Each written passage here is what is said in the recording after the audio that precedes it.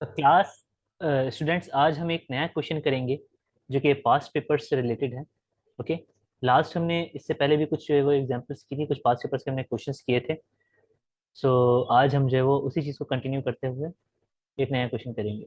तो क्वेश्चन का आपके पास यहाँ पे कोड, पेपर कोड और सब कुछ यहाँ पे मैंशनड है, और क्वेश्चन भी आपके पास यहाँ पे जो है वो क्लियरली आपको नजर आ रहा होगा स्क्रीन पे। देखें, सी। अब इस क्वेश्चन को पहले हम जो है वो फिजिकली इंटरप्रेट करेंगे कि आपके पास ये क्वेश्चन आपके पास असल में है क्या, इसको हम सॉल्व किस तरह से कर सकते हैं। ओके।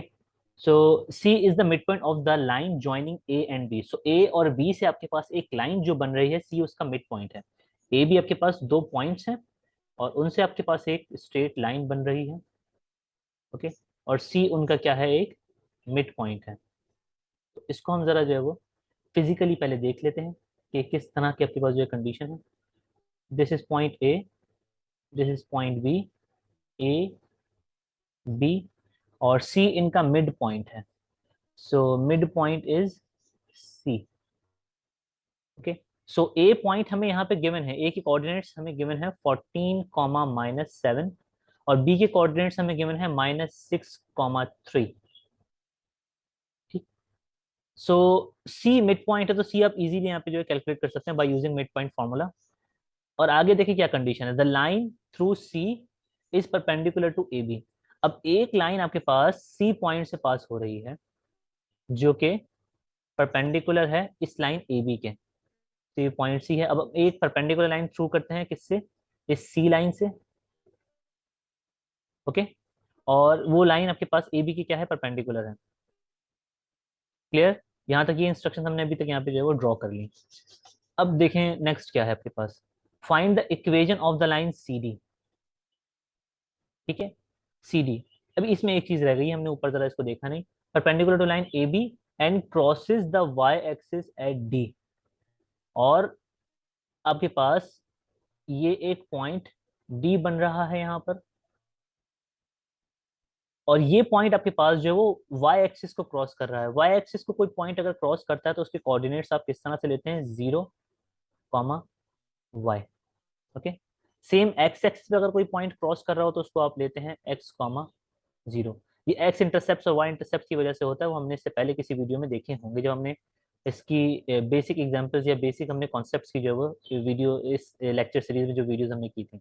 ओके। सो अब यहाँ पे आप बोल सकते हैं कि A B is perpendicular to C D. तो ए बी आपके पास क्या है, परपेंडिकुलर है सी डी के। ये गिवन इंस्ट्रक्शंस आपके पास फिलहाल थी। आपको फाइंड क्या करना है, फर्स्ट आपके पास जो पार्ट है वो है equation of line C D. Second part आपके पास जो है उसमें देखें क्या है, बोल रहे हैं find the distance A D.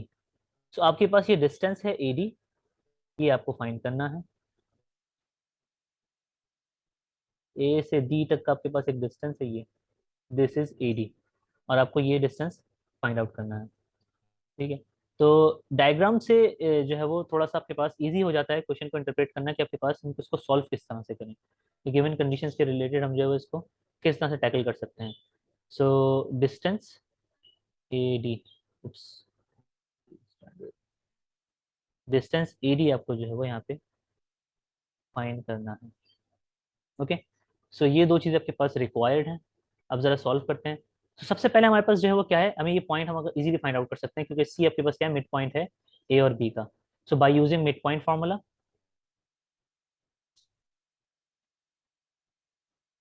Bye using mid point formula. So C point आपके पास फॉर एग्जांपल इसके कोऑर्डिनेट्स हम कर लेते हैं x3 and y3 equals to, और इनके कोऑर्डिनेट्स भी हम मार्क कर लेते हैं। This is x1, this is y1 and this is x2, this is y2। So x1 plus x2 upon 2 comma y1 plus y2 upon 2. This is the midpoint formula. And what do we have here? X1 is 14 and x2 is -6. 14 -6 over 2 comma y1 is -7, -7 plus, and y2 is 3 over 2. So 14 minus 6 is 8 over 2, and minus 7 plus 3 is 4 upon 2. So the point C is 4 comma 2. This is the midpoint of the join of the line AB. Okay, now अब हमने ये point निकाल लिया, ठीक है, point निकाल लिया। अब यहाँ पे एक और कंडीशन क्या थी कि ए बी लाइन जो है वो सी डी लाइन के परपेंडिकुलर है, तो सी डी की इक्वेशन आप फाइंड करें लाइन सी डी की। अब ए बी आपके पास स्लोप्स, यहाँ पे स्लोप्स की कंडीशन यूज होगी जब भी आपके पास लाइन पैरेलल हो और परपेंडिकुलर हो, तो आपके पास स्लोप्स की जो है वो कंडीशन यहाँ पे हम यूज कर सकते हैं अगर पॉइंट्स गिवन हो तो, और अगर इक्वेशन भी आपके पास गिवन हो तो आप तब भी जो है स्लोप्स इजीली फाइंड आउट कर सकते हैं। सो यहाँ पे आप क्या बोलेंगे कि slope of line A B is negative reciprocal of slope of line C D. क्यों, ऐसा क्यों है? ऐसा इसलिए है कि आपके पास दो लाइंस जब परपेंडिकुलर होती हैं उनके स्लोप्स आपके पास क्या होते हैं, आपस में रेसिप्रोकल होते हैं, रेसिप्रोकल नेगेटिव रेसिप्रोकल होते हैं, ठीक है, या स्लोप का प्रोडक्ट आपके पास -1 के इक्वल होगा। ये कंडीशन भी आपके पास जो है वो इसमें आप यूज कर सकते हैं, ठीक है। तो जब आप slope of line A B find out कर लेंगे तो आपके पास easily slope of line C D भी आ सकता है। तो इसको देखेंगे, slope of line A B आपको फाइंड करना है, तो slope of line A B क्या होगा आपके पास, y2 minus Y one over x2 minus x1। जब आपके पास पॉइंट्स गिवन हो, कोऑर्डिनेट्स गिवन हो, तो आप स्लोप इस तरह से फाइंड आउट इजीली कर सकते हैं, फॉर्मूला के पास है। सो y2 is 3 and y1 is minus, y2 is 3 and this is minus of the formula, and -7 is y1, और आपके पास x2 is -6 and x1 is 14, so -6 minus 14, so 3 plus 7 upon -6 plus 14 is 20, so this is 10 over 20 with negative sign, so 0 से 0 cancel out, it will become -1 over 2। तो slope आपके पास A B line का क्या आ गया, -1 over 2।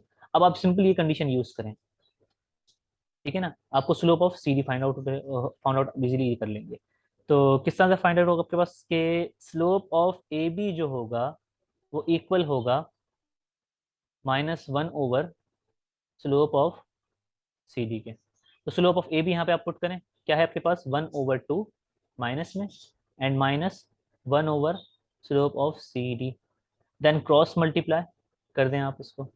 सो आपके पास ये finally बनेगा m of C D equals to 2, minus से माइनस कैंसिल आउट भी हो जाएगा, और m of C D cross multiply इधर और 2 इधर क्रॉस मल्टीप्लाई होगा, तो आपके पास slope of line C D आपके पास क्या आ गया, 2 आ गया। अब आपके पास पॉइंट सी आपने ऑलरेडी फाइंड आउट किया हुआ था, पॉइंट सी डी आपके पास क्या था 4,2 जो कि मिड पॉइंट था ए बी का। यहाँ पे देखें, ये आपने सी पॉइंट फाइंड आउट किया था, और सी पॉइंट सी आपने फाइंड किया था, और पॉइंट सी आपके पास क्या था, मिड पॉइंट था लाइन ए बी का। तो आपके पास स्लोप भी है लाइन सी डी का, और आपके पास एक पॉइंट भी है उस लाइन का। सो आप यहाँ पे इजीली यूज कर सकते हैं slope point form equation find out करने के लिए सी डी की। ओके, तो आप यहाँ लिखेंगे using slope point form.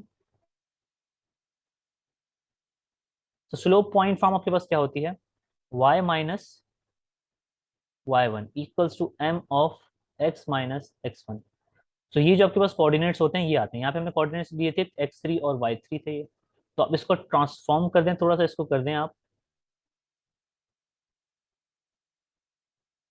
y minus y three and x minus x three, क्योंकि आपके कोऑर्डिनेट्स क्या है इसके x3 और y3 हैं। So y minus y three is 2 equals to this is y3,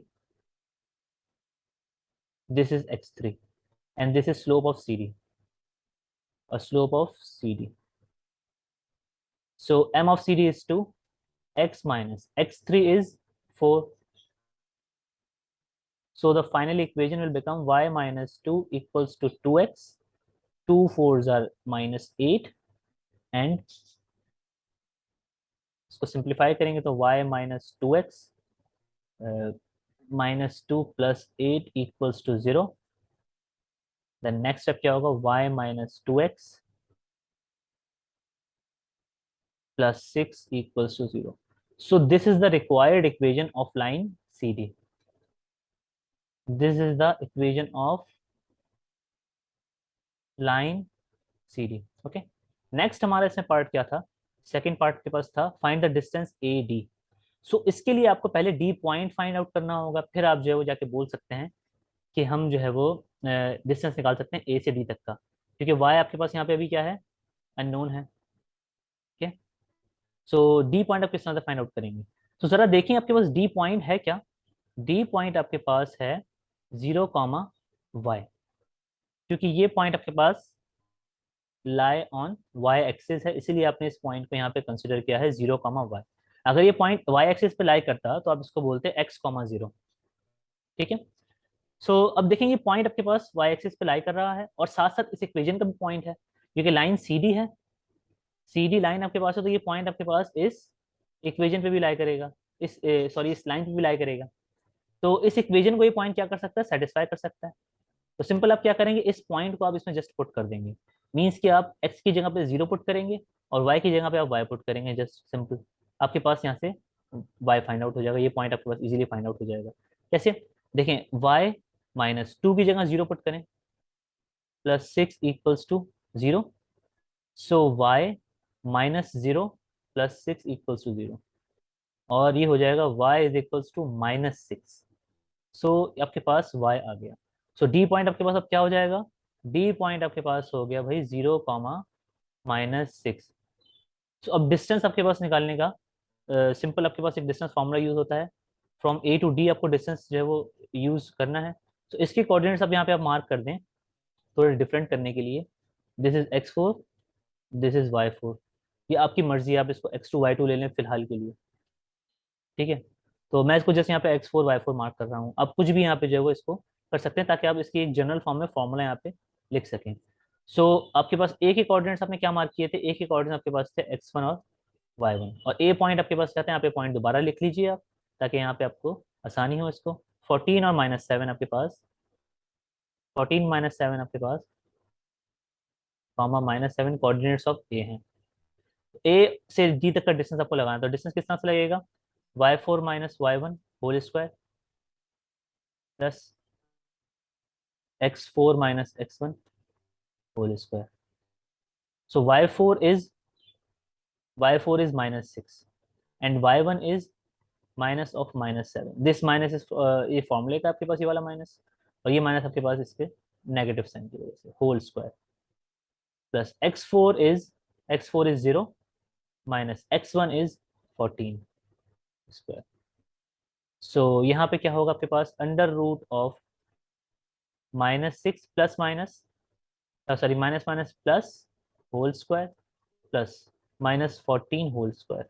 इसको थोड़ा सा हमने सिंप्लीफाई करके लिखा इस तरह से, under root, then 7 - 6 is 1 and square of the 1 is 1। तो इसको 1 स्क्वायर आप लिखें, 1 लिखें, फर्क नहीं पड़ता। 14 का स्क्वायर 196 होता है आई थिंक, एंड 1 + 196 is 195।